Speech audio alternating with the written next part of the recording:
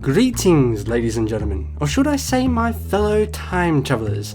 My name is Planetary and welcome back to another episode of Planetary's Throwback, where we travel through time and space from the awesome modern day games all the way back to the good old classic retro games to see which one is good, which one is bad, and which one is in the middle. In today's episode, both me and Russ will travel through time back to the Future of 1985! Huh? What?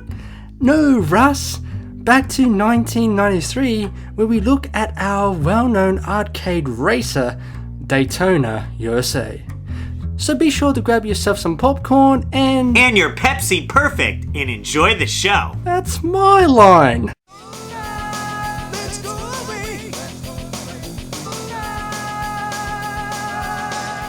Developed by Sega AM2 and published by Sega with the director, producer and designer, sorry if I get the name wrong, Toshiro Nagashi, comes a well-known arcade game called Daytona USA, with the game being released at the arcades in 1993 for Japan and worldwide in 1994, later being released in 1995 for the Sega Saturn and getting a HD version on 2011 for the PS3 and Xbox 360. At the beginning of 1995, the Sega AM2 or the Sega Saturn division were split up into different sub-departments.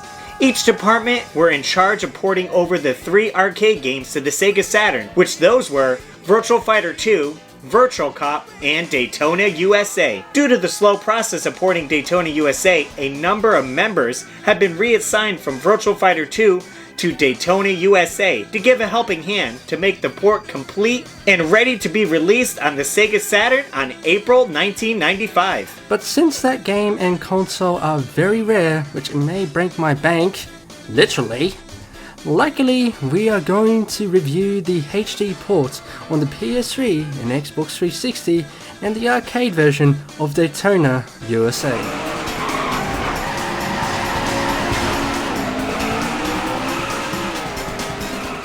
Now, Daytona has several varieties of gameplay. You can look at the HD collection. Arcade is a race against the clock to move your way up in position to reach first place after a certain number of laps has passed or if the time runs out. Grand Prix goes a little bit longer than arcade with nearly 20 laps for the beginners, 10 laps for intermediate and 5 laps for advanced endurance. The true definition of being part of a true NASCAR race, with going 80 laps for beginners, 20 laps for intermediate and 10 laps for advanced.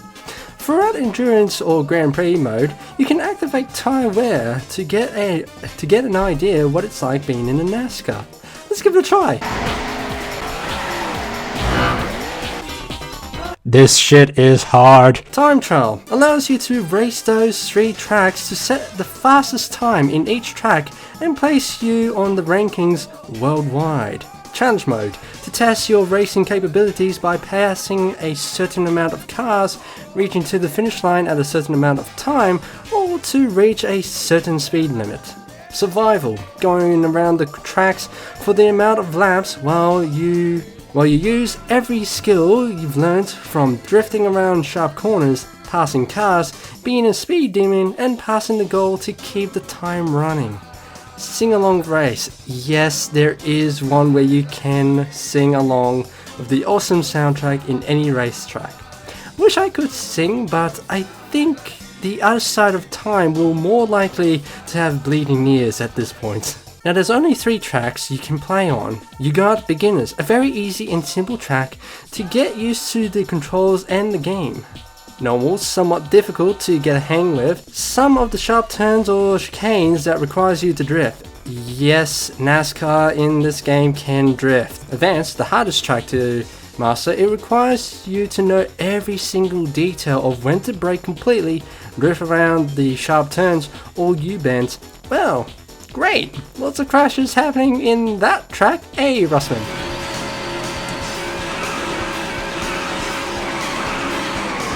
Now, since there's 3 separate versions of Daytona USA, we both will be looking over all 3 of them, of graphics, soundtracks, and the control system of it.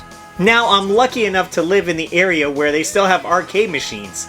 A place called Barcade, which offers drinks, food, and well, of course, arcade games. Sitting in one of these really brought me back to the 90s. I was reluctant to find that there was no seat adjustment, so good thing I have long legs. If you're under 5'8", well, you'll have to scoot up. Could've just been the machine I was in, but You do have the option for manual or automatic, which gives you less to worry about. The race begins, and you're off flying through the checkered flags. You do get a few different view options, which I like. First person and third person at various distances. The music in the game is really rocking and keeps you in that high adrenaline mode, so I think it fits perfectly with the series. The one thing I never liked about Daytona USA games is the steering. It's very sensitive, so taking those turns you want to be careful and let up on the gas some. It's a race against the clock, and when you run out of time, it's time for more quarters. This is an arcade game, so it's designed to make some money. You'll have to get good at the game if you want to progress, and that's going to cost you some coins. Now, since I've just had little experience with the Sega Saturn since I've just emulated it, yeah, I know. Send me to prison and throw away the key and call me the game thief. But anyway, getting back on topic, Sega team ported this game to the Sega Saturn, and looking at it, it aren't worse for wear. The graphic looks a bit good, but slightly choppy, with the graphics appearing in sight is a bit harsh on the eyes, and a little bit late that you might run yourself into a wall. Well, crud. As for the controller, you got the C button to accelerate, the B button to brake, while the shoulder buttons are to change views and the up and down button to change gears. Which I think it should be implemented on the remaining face buttons. But with the Sega Saturn, there's only two versions of race types, which I forgot to mention in the previous segment. Arcade and Sega Saturn. Arcade's just as normal as the arcades, race against the clock while climbing up the ranks to reach the finish line. And Sega Saturn mode is the normal mode to just relax, race against the computers, reaching up the ranks and getting first place. No timer to go by. Why couldn't they do that on the HD port? As for me, not being lucky in the area I'm in, and with time, I don't see many arcades having this awesome gem around, but likely for gamers who want to relive this awesome memory of being behind the wheels of a NASCAR, you can get it on the PS3 and Xbox 360, with the game being the port version of the arcades. It still has the awesome graphics and the awesome soundtrack, but with a fresh coat of paint, of display going to 720p or 1080p, depending on the display you are using, and booming audio. You can relive the arcade port in higher definition at home with your friends and family. As for the controllers, you got your R2 or RT to accelerate, your L2 or LT to brake around sharp corners, the left analog stick to turn your race car, and same like the arcades. If you choose manual or auto, the face button is to shift gears, while the D-pad is to shift into different camera views. But unlike the arcade, no need to cough up a lot of coins. You can game over as much as you want, or reach to the finish line as much as you want, and just start up a new race within seconds, and change difficulties of the races and timer. Best stick to arcade difficulties for the true arcade experience.